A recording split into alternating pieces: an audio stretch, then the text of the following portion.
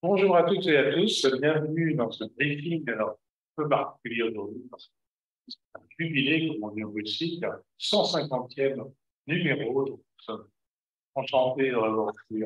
Enchantés, je ne sais pas, parce qu'après tout, ce sont un peu les événements qui ont commandé la naissance de ce briefing, mais finalement, il a peut-être trouvé ce livre propre.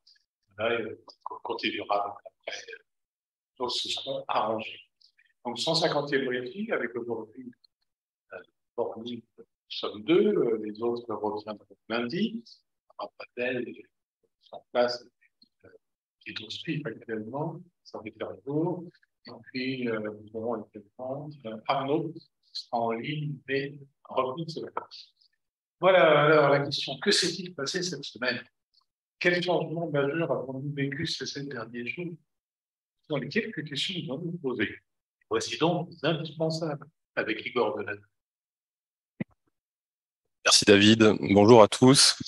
Alors, je vais commencer évidemment par l'actualité principale, c'est-à-dire économique, le forum de Saint-Pétersbourg. Alors, qui a débuté aujourd'hui, qui dure enfin, le 14 hier, excusez-moi, mais qui dure jusqu'au 17 avec une session plénière vendredi.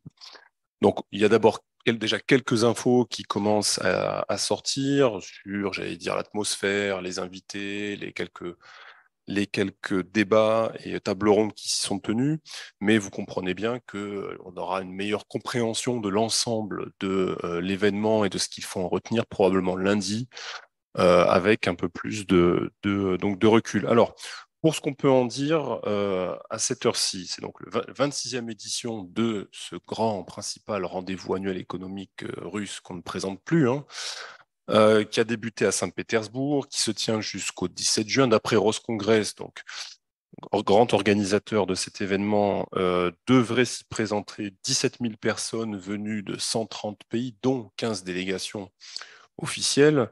Alors évidemment, par rapport aux précédentes éditions, disons, avant déjà la pandémie, ça fait peu de délégations officielles, mais néanmoins, une quinzaine. Il y aura des représentants notamment des Émirats arabes unis, avec le ministre émirien des Émirats arabes unis, donc le ministre économique, excusez-moi, des Émirats arabes unis, les Émirats arabes unis qui sont l'invité d'honneur cette année donc de cette 26e édition.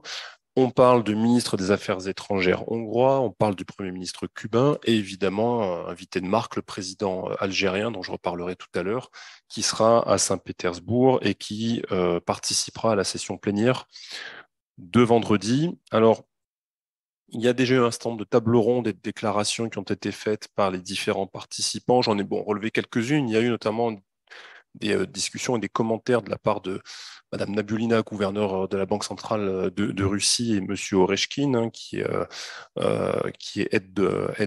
enfin, assistant de Vladimir Poutine sur les questions de l'économie et notamment de la privatisation, puisque Madame Nabulina s'est déclarée favorable à, je vais dire, plus de privatisation, en tout cas continuer les privatisations pour l'économie russe, en expliquant que elles seraient bénéfiques, qu'elles auraient une influence bénéfique sur l'économie russe, et que d'autre part, au-delà de cette question de la privatisation, il fallait donner plus d'espace à l'initiative privée et plus d'espace au business privé pour que voilà pour l'économie russe, ce qui a été évidemment ce Oreshkin donc qui a abondé dans ce sens-là.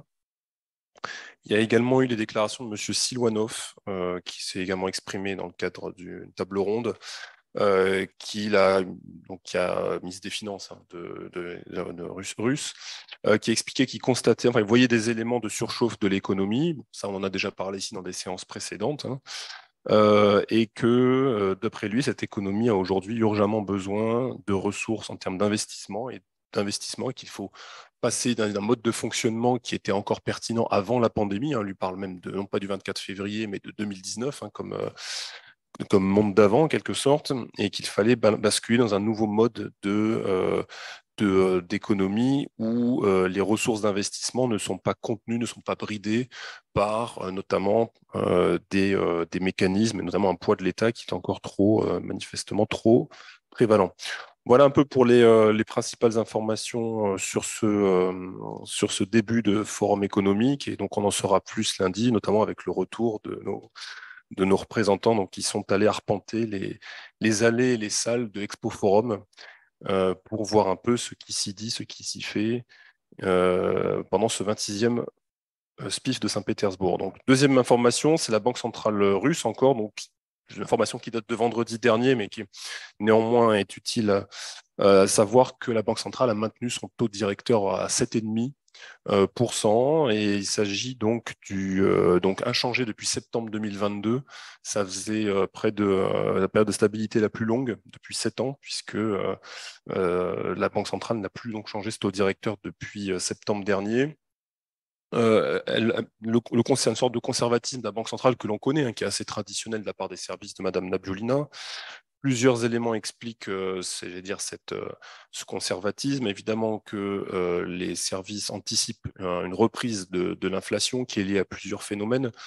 D'abord, une hausse des dépenses budgétaires fédérales, en fait, de l'argent qui est injecté dans l'économie par l'État, d'une part, et d'autre part, également la surchauffe du marché de l'emploi dont on parlait dans de précédentes séances, avec déjà des hausses de salaire que l'on constate un peu partout, dans certains secteurs en particulier, et donc qui risquent d'alimenter cette reprise de l'inflation, qui reste quand même une donnée cardinale pour la Banque centrale russe.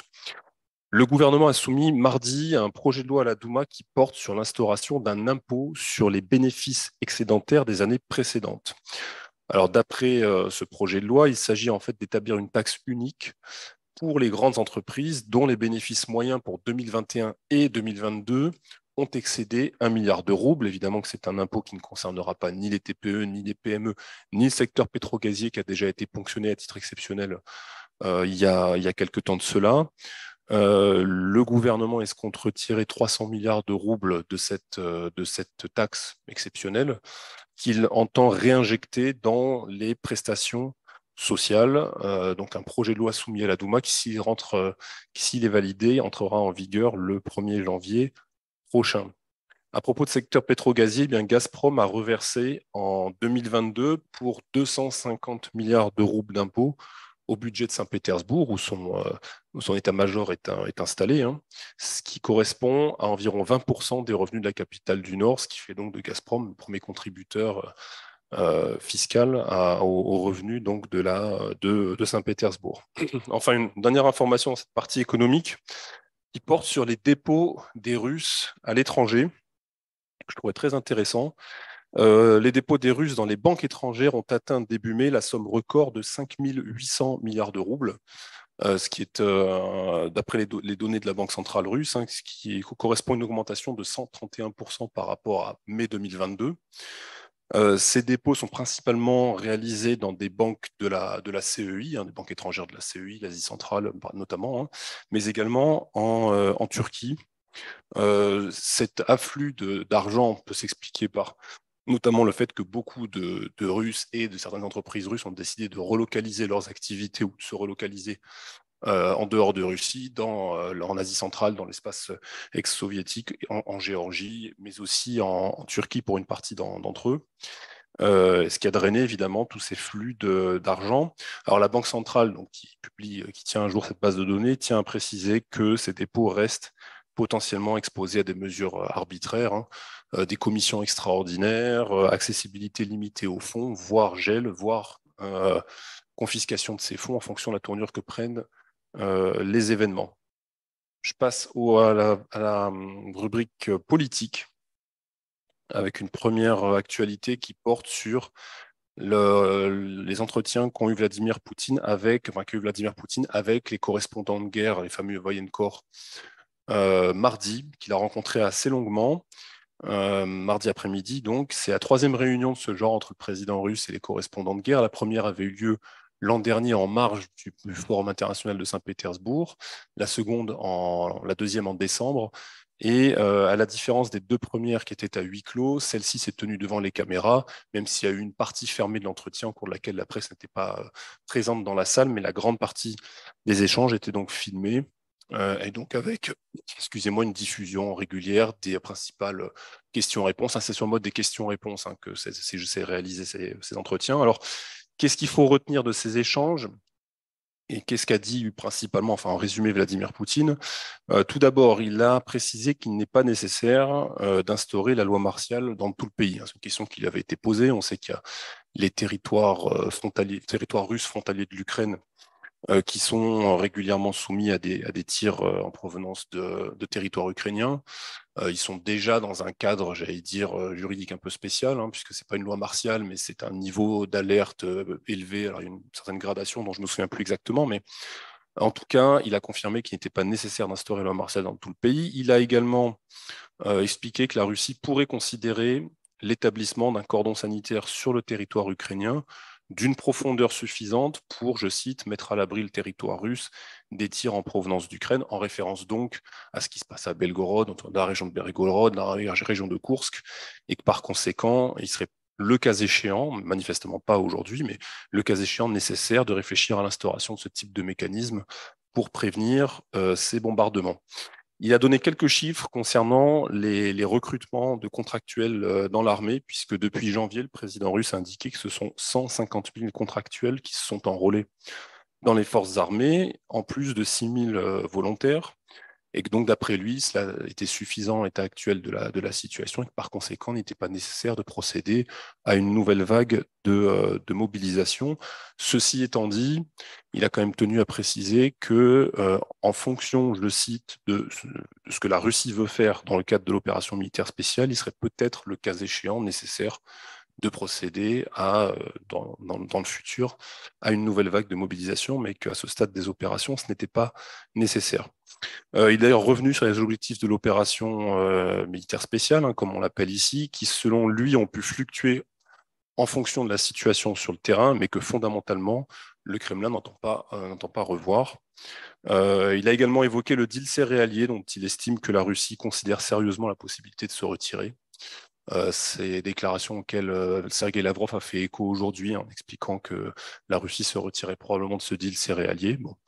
Et enfin, il a parlé du cadre législatif pour les activités des sociétés militaires privées, puisque, d'après le président russe, il est indispensable de fournir à ces sociétés un cadre pour encadrer donc leurs activités légalement. Alors ça, je vais y revenir parce que c'était une grosse actualité de cette semaine, ce sujet, j'allais dire, du cadre légal pour l'activité des sociétés militaires privées.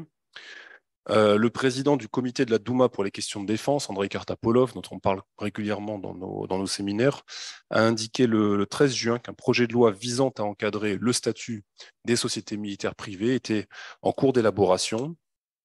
Et 3 jours auparavant, c'est le ministre de la Défense, Sergueï Shoigu, qui a pris un arrêté en vertu duquel les volontaires des formations armées qui opèrent dans la zone de l'opération spéciale doivent signer avant le 1er juillet un contrat avec le ministère de la Défense en vue de disposer, je cite, du statut juridique nécessaire lié à leurs activités déployées dans la zone de l'opération spéciale.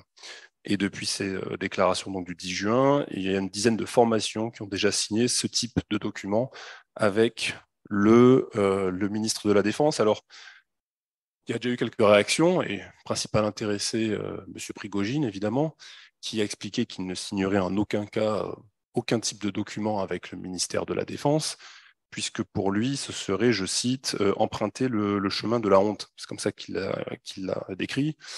Et que par conséquent, il n'était pas question de signer quoi que ce soit avec le ministère de la Défense.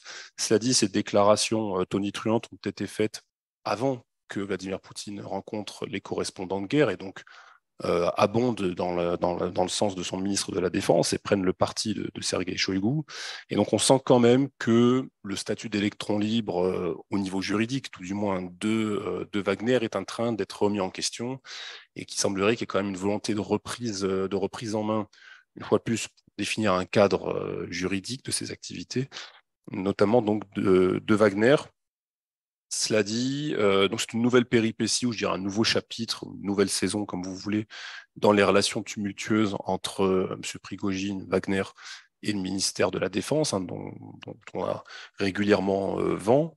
Cela dit, on a quand même le sentiment là que c'est la société Wagner qui est quand même un peu prise en défaut par les déclarations et de Shoigu et de président Poutine et de Kartapolov.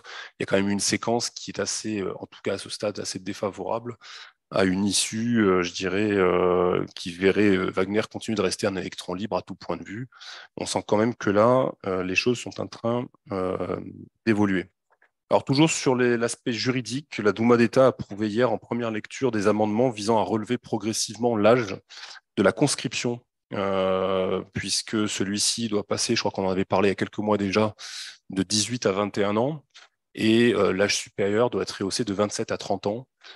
Donc progressivement, hein, à partir de 2024, donc ce sera la tranche d'âge 19-30 ans qui sera concernée par la conscription. Puis en 2025, ce seront les jeunes hommes dans l'âge entre 20 et 30 ans. Et en 2026, ce sera la tranche d'âge 21-30 ans qui sera concernée donc qui pourra potentiellement être appelée sous les drapeaux. L'objectif qui avait été expliqué donc à l'époque où cette idée avait été évoquée, c'était que les jeunes hommes aient le temps d'acquérir, enfin faire un minimum d'études supérieures s'ils le désiraient, avant d'aller donc faire leur service militaire qui dure donc 12 mois. Il y a un autre projet de loi qui a été soumis à la Douma par deux députés, le sénateur Klichas, dont on parle aussi régulièrement ici, qui prévoit que les citoyens mobilisés qui se sont rendus coupables de délits mineurs ou modérés se voient offrir une exemption de peine une fois libérés de leurs obligations de service. Donc ça fait partie des mécanismes qu'on pourrait appeler entre guillemets, de la rédemption, quelque part, que peut offrir la participation volontaire, ou là, en l'occurrence, mobilisée, à l'opération spéciale, qui permet donc finalement de gommer, entre guillemets, les fautes commises auparavant. Et je passe sans transition à la partie diplomatie, avec une première information sur une initiative de paix africaine, puisque Vladimir Poutine recevra samedi, donc dernier jour du forum de Saint-Pétersbourg, la délégation de chefs d'État africains qui lui présenteront leur plan de paix. C'est une délégation qui est composée des présidents, on l'a déjà dit, mais je vais les repréciser, hein, d'Afrique du Sud, donc M. Ramaphosa, qui est un petit peu le porte-parole en quelque sorte, hein, de cette délégation. Président des Comores, M. Azali Assoumani, qui exerce aussi la présidence tournante de l'Union africaine, qui sera donc représenté, hein, dans cette délégation. Le président du République du Congo, M. Sassou Nguesso, de l'Ouganda, du Sénégal, M. Macky Sall, de la Zambie, et le président égyptien Abdel Fattah al-Sisi. Les présidents sud-africains, comoriens et zambiens sont dès aujourd'hui à Varsovie, puis ils iront ensuite à Kiev, où ils rencontreront Volodymyr Zelensky, avant de prendre ensuite la route, se rendre ensuite à Moscou pour des consultations avec le président russe, et donc présenter leur initiative de paix, dont, à mon avis, il n'y a personne vraiment qui se fait d'illusions, hein, sur les chances d'aboutir de cette initiative. Mais pour ces chefs d'État africains, il est important quand même de donner des gages. Ils sont à la tête de pays dont certains font l'objet de très fortes pressions de la part des États-Unis, hein. Je pense notamment à l'Égypte et à l'Afrique du Sud, pour des sujets tout à fait différents. L'Afrique du Sud en lien avec le sommet des BRICS qui doit se tenir cet été. On en a déjà parlé ici. Et qui souhaitent finalement donner des gages et montrer qu'ils sont prêts à se mobiliser pour essayer de tenter une médiation. Il y a une autre médiation dont on ne parle plus tellement, mais qui est celle de la Chine. Souvenez-vous, cet envoyé spécial du président chinois pour le conflit en Ukraine, hein, qui s'est rendu à Paris, qui s'est rendu à Berlin, il me semble qu'il s'est rendu à Varsovie également. Il est allé à Kiev, il est allé à Moscou. On n'a plus beaucoup entendu parler. En réalité, ce que l'on croit comprendre d'après les publications dans la presse, hein, c'est que le plan chinois en fait prévoyait un cessez-le-feu immédiat, hein, sans précondition, et de fait la conservation par la Russie des territoires qui ont été pris et annexés. Et c'est assez intéressant de relever finalement les conditions proposées par ce plan chinois, puisque moi je les mets en perspective avec la posture officielle de la Chine, hein, qui consiste à rappeler systématiquement l'intégrité territoriale. On se souvient notamment dans ce document préparatoire qu'elle avait publié au printemps, dont je vous avais fait l'analyse. Un des premiers articles, c'était grands principes qui doivent guider le règlement de ce conflit, eh bien, c'est notamment celui de l'intégrité territoriale, etc., etc. Alors pour la Chine, on le comprend parce qu'il y a la question de Taïwan, donc elle le relie un peu à ça.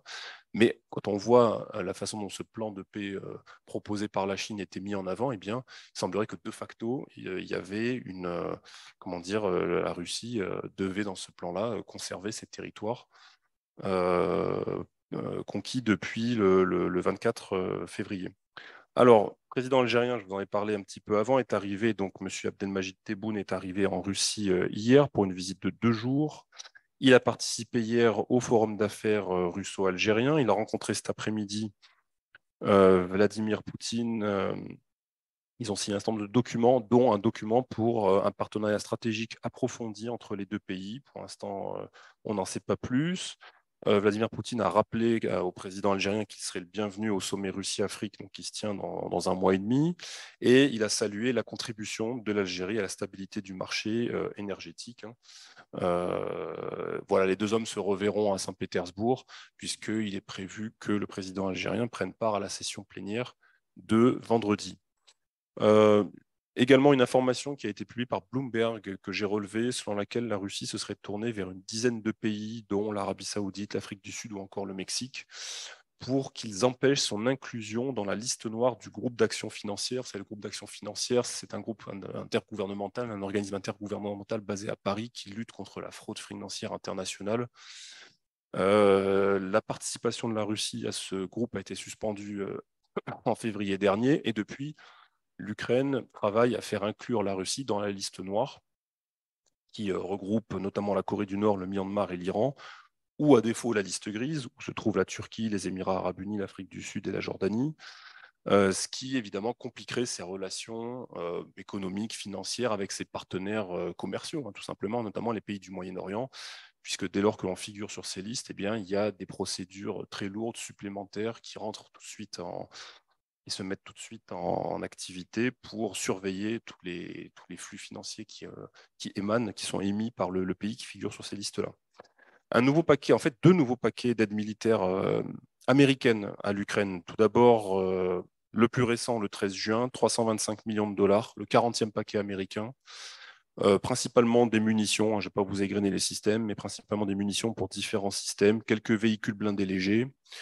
Et auparavant, le 9 juin, le 39e paquet, 2,1 milliards de dollars, donc ce qui fait qu'en une semaine, ils ont déboursé pratiquement 2,4 milliards de dollars pour l'Ukraine, débloqué dans le cadre de l'Ukraine Security Assistance Initiative pour ce 39e paquet, et qui porte principalement sur des munitions et des drones d'observation. Là aussi, je ne vais pas rentrer dans les détails.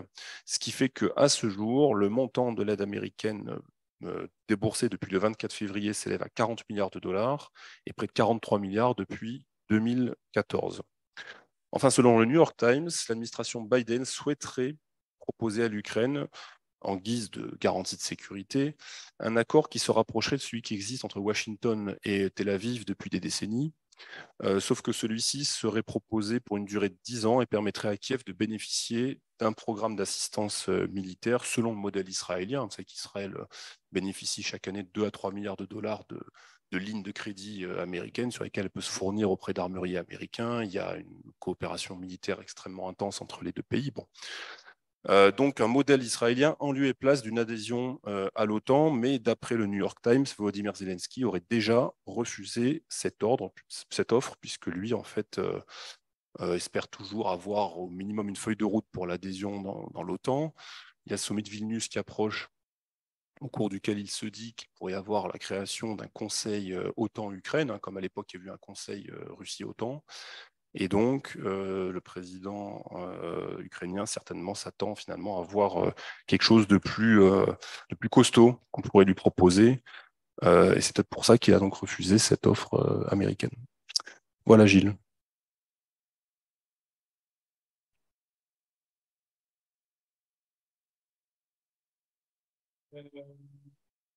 Autre question. Est-ce qu'on a une idée?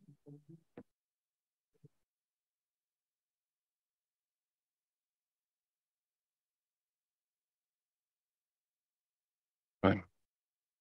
Bah, non, j'ai pas vraiment d'éléments sur ce plan de paix pour l'instant.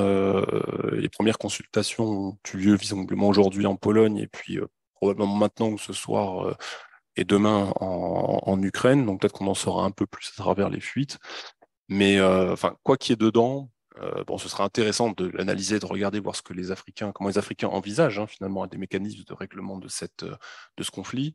Mais de toute manière, il a quand même extrêmement peu de chances d'aboutir. Par conséquent, on vous en dira plus lundi prochain si on a appris entre-temps, sinon jeudi prochain, pour un peu analyser ce plan, ce qu'on en saura. Au suite, est-ce qu'on a un peu d'idée de ce qui s'est dit derrière les portes fermées dans la rencontre avec les blogueurs? On est un peu trop blogué pour dire que c'est pas tout. On fait remonter les problèmes par le président ou qu'est-ce qui... Non, alors ce qui s'est dit derrière, non, j'ai pas vraiment d'infos. Enfin, au-delà des sorties de présidents russes qui sont accessibles sur la presse, sur Telegram, partout. On a des extraits vidéo qui peuvent durer quelques minutes, voire plusieurs. Et puis il y a des comment dirais-je, des publications verbatim, enfin sur le site du Kremlin. Vous pouvez voir tout ça.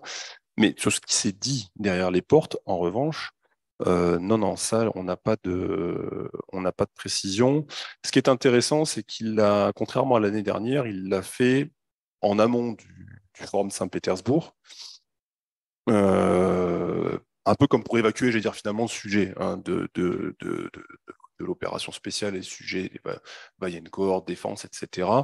Et que ce sujet ne vienne pas peut-être se diluer un peu dans le florilège d'informations, de publications et de, comment dirais-je, de déclarations qu'il y aura au forum de Saint-Pétersbourg. Mais non, j'ai pas d'informations sur ce qui s'est dit derrière les rideaux. Alors, je crois que le micro remarche, merci. Et donc, on va entendre mes questions. La taxe exceptionnelle sur les bénéfices des années passées, j'imagine que ça a quand même suscité quelques réactions des entreprises. Ce n'était pas quelque chose qui était prévu et pour mettre ça au bilan, c'est compliqué. Bah, c'était pas prévu, mais ça avait été annoncé. Enfin, en fait, on savait que c'était dans les cartons, comme on dit. Je crois que le RSPP d'ailleurs avait expliqué que c'était pas forcément bienvenu, enfin au printemps. Arnaud en avait parlé précédemment. Mais après la taxe exceptionnelle, la ponction qui avait concerné les pétrogaziers, entre guillemets, eh bien oui, il fallait s'attendre à ce que ces grosses entreprises qui dégagent plus d'1 milliard de bénéfices soient mises à contribution. Alors ça va être les entreprises qui font des engrais, ça va être les entreprises du complexe agroalimentaires qui effectivement sont colossales. Ces grosses corporations d'État qui vont être mises à contribution pour cet impôt qui est censé lever 300 milliards, dont l'État attend 300 milliards de rentrée, 300 milliards d'euros de rentrée. Bien. Concernant les dépôts à l'étranger, euh, les menaces sur ces dépôts viennent d'où? De possibles saisies des autorités européennes ou américaines ou autres? Ou est-ce que c'est la menace qui planait était un peu agitée par la partie russe? Non, mais il y a des menaces de différentes natures. Donc, effectivement, l'extrême, c'est-à-dire gel, enfin, voire saisie, bon, ça, c'est confiscation, c'est quand même quand même probablement rare, mais il y a des choses plus anodines, mais quoique probablement désagréables pour les gens qui sont concernés. C'est les commissions exceptionnelles qui peuvent être prélevées sur la gestion de compte, par exemple. Là, cette semaine, par exemple, une banque turque, je crois que c'est Deniz Bank, a soudainement prélevé 5% de commission sur les gestions de comptes uniquement des clients russes, puis avait expliqué que c'était un bug derrière, donc, qu'ils ne sont pas fait exprès, et que dédommagerait les clients, etc. Mais bon, on a quand même compris qu'il y a des signaux qu'il faut comme ça guetter. Il y a l'histoire évidemment des listes noires et des listes grises, puisqu'il y a un certain nombre de pays qui ont déjà fait clairement l'objet de pression, certains diront de menaces, pour qu'ils cessent, en tout cas qu'ils diminuent le niveau d'intensité de coopération financière et économique avec la Russie. Je pense à un pays comme l'Arménie, quand même, qui a été clairement, qui ont expliqué qu'il fallait lever le pied. Les Émirats arabes unis, bon, eux, ils sont déjà dans une liste, mais ils sont quelque part, ils semblent avoir quelque part un peu un totem d'invulnérabilité, j'ai l'impression, mais bon. Néanmoins, non, non, c'est des choses qu'il faut quand même prendre au sérieux. Enfin, j'imagine, parce que le jour où ça arrive, où on a bloqué le compte, c'est trop tard, en quelque sorte. Alors, une question plus stratégique. Le cordon sanitaire évoqué par le président Poutine, euh, et ça, Et c'est quoi l'idée? C'est de mettre des forces d'interposition? C'est de reprendre du territoire côté ukrainien pour repousser? Quelle est l'application théorique de la chose? Ouais, comme tu dis, une application théorique, après, il y a des implications pratiques. Alors, sur l'application théorique, moi, ce que je comprends, c'est que ça a relié à l'objectif de démilitarisation, en fait. C'est-à-dire que, comme on comprend, à l'issue déjà de 18 mois d'affrontement, que finalement, disposer d'une profondeur stratégique de 200, 300, 400 kilomètres, bah, finalement, c'est pas si inutile que ça, hein. Avant, on se disait que, de toute façon, vu la portée des missiles, vu la précision des engins, etc., 200, 300, 400 kilomètres, ça fait pas la différence. On s'aperçoit finalement qu'aujourd'hui, on voit que pour parfois 20 kilomètres, les gens se battent pendant des semaines et des mois. Bon. Donc, c'est que ça fait quand même une petite différence. Excusez-moi. Donc, je pense que en ce qui concerne donc les parties de l'Ukraine frontalière de Belgorod, Koursk, etc., l'idée, c'est ça. Ce serait, donc ce qui correspond à la région de Kharkov, en gros, puis avec Soumy au-dessus, hein, c'est des régions dont on a déjà évoquées et qu'on évoque régulièrement. Et bien, l'idée, c'est ça, serait probablement à l'avenir de considérer une zone démilitarisée de X dizaines, centaines, j'en sais rien, de kilomètres, dans lequel, a priori, il n'y aurait pas d'armement lourd, pas d'artillerie, et donc pas de capacité pour aller bombarder les bourgs et les villages et villes russes qui sont de l'autre côté de la frontière. Bon, moi, je le relie à l'objectif de démilitarisation. Après, sur les implications pratiques, oui, alors comment est-ce qu'on fait? Est-ce que c'est la Russie qui, en X semaines, mois, décide finalement de retenter quelque chose dans ces zones-là, comme elle l'a tenté l'an dernier? Est-ce que c'est dans le cadre du gel des hostilités, je ne parle même pas de paix, hein, mais du gel des hostilités, que on met sur la table des zones démilitarisées? Moi, je pense que c'est ce qui va arriver le jour où ça va arriver. Ça me paraît à peu près inévitable. En tout cas, quand je dis zone démilitarisée, il y aurait différentes gradations. Il y aurait notamment des zones dans lesquelles certains types d'armements n'ont pas vocation à se trouver et devraient être retirés. Alors on va dire, c'est des choses qu'on a déjà vues dans les accords de Minsk, ça fonctionne pas. C'est vrai que sur ne serait-ce que la frontière du Donbass, pendant 8 ans, on a vu que ça a fonctionné de manière très imparfaite. Là maintenant, c'est pas quelques centaines de kilomètres, c'est plus de 1200 kilomètres de front. Donc on a du mal à imaginer comment ça pourrait fonctionner. Néanmoins, j'imagine difficilement d'autres mécanismes. Et donc, voilà, c'est un peu les deux possibilités que je vois pour, en pratique, réaliser l'idée évoquée par Vladimir Poutine, qui précise que c'est quelque chose qui sera peut-être envisagé plus tard, mais qui pour l'instant ne lui paraît pas nécessaire. Il y a aussi la question, toujours sur le matériel, de la qualité du matériel qui est livré à l'Ukraine. Là, en ce moment, on se parle, bon, ça, je n'ai pas fait de topo là-dessus, mais il y a une nouvelle réunion des donateurs à l'Ukraine, hein, donc ce qu'on appelle format de Rammstein, qui se retrouvent à Bruxelles. Et on va encore parler de la question des avions, la coalition des F-16, hein, la fameuse coalition des avions. Bon, ça aussi, évidemment, c'est du moyen terme. Et je continue de penser que c'est quelque chose qui fera partie des modalités d'un cessez-le-feu hypothétique dans quelques temps, on ne sait pas quand. Mais ça aussi, ça peut faire partie du matériel qui n'aurait pas vocation à se retrouver à tel endroit, mais qui pourrait être en revanche stationné à tel endroit, dans une logique comme ça, voilà, un peu de gradation, dans l'hypothèse d'un cessez-le-feu. Oui, avec, j'imagine, un effet miroir, c'est-à-dire s'il y a accord, ce sera démilitarisation côté russe également sur un territoire équivalent.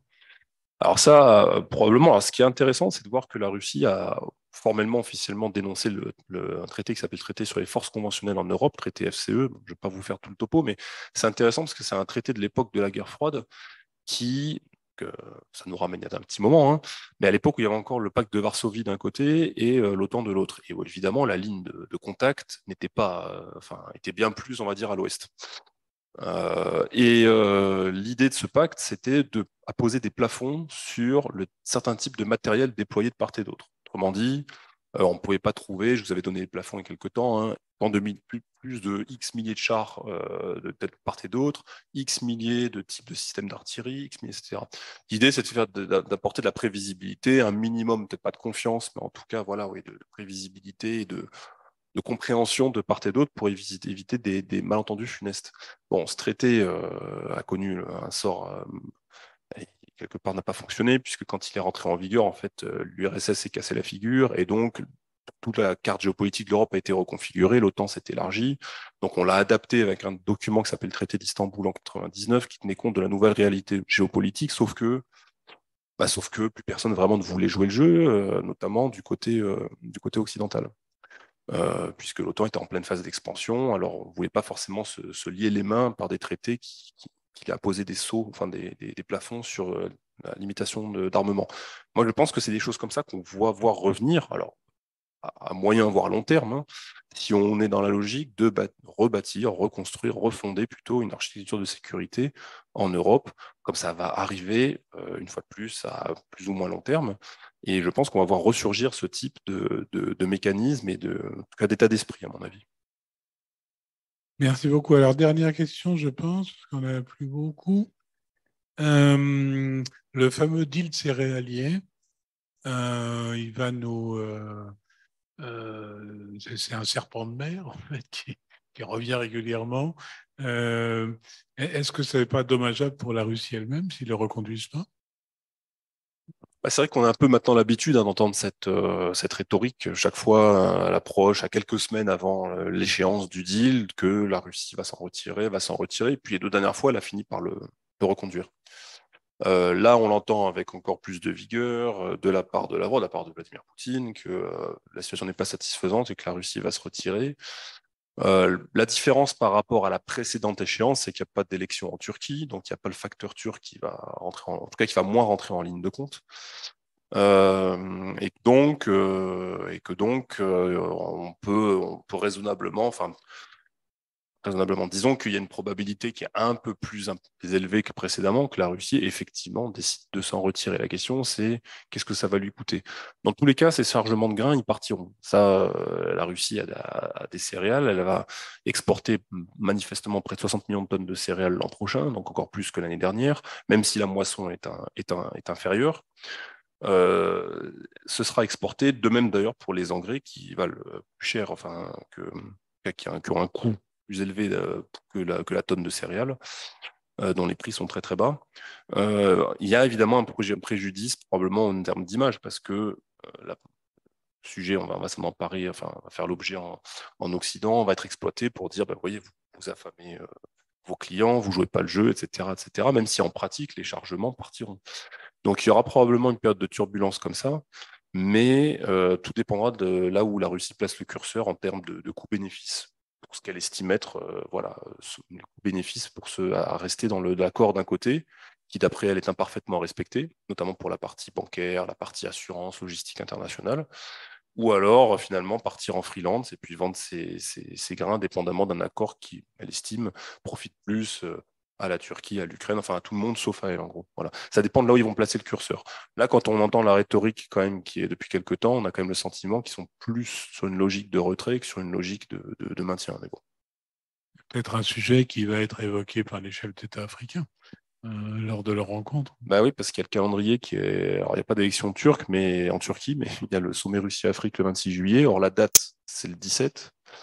Donc, après, on peut voir, à contrario, on peut imaginer que le sommet Russie-Afrique sera un moyen pour Vladimir Poutine de faire de la pédagogie auprès de ses homologues africains pour leur dire c'est pas du tout pour vous affamer, de toute façon les bateaux partent remplis de grains et on va vous livrer des engrais, donc faites la part des choses entre voilà. Mais ça, une fois de plus, tout dépendra de s'ils reconduisent ou pas leur participation à cet accord. Merci beaucoup, Igor. Alors, quelques annonces, notamment pour ceux qui sont à Moscou et qui seront à Moscou dans les jours qui viennent. Notez sur vos tablettes que le 22 juin, nous avons notre rencontre estivale des directeurs des entreprises de CCI France-Russie. C'est donc le dîner des directeurs classiques dans un très bel endroit, avec beaucoup d'air et de soleil, donc ça va être très sympa. Le 27, on a une session du comité ressources humaines, tous impliqués, le rôle de la direction des ressources humaines et des juristes dans la formation de la marque de l'employeur. Le 27, on a un séminaire consacré à un nouveau phénomène du marché financier, les actifs financiers numériques. Et enfin, le 30 juin, on a une session du comité de coopération régionale hors les murs d'une journée à Nijni-Novgorod. Donc, vous retrouvez toutes ces informations sur notre site. Merci de votre fidélité, de votre attention, d'être toujours aussi nombreux à nous suivre. Et comme d'habitude, la CCI France-Russie se tient à vos côtés. Tenez bon et à lundi.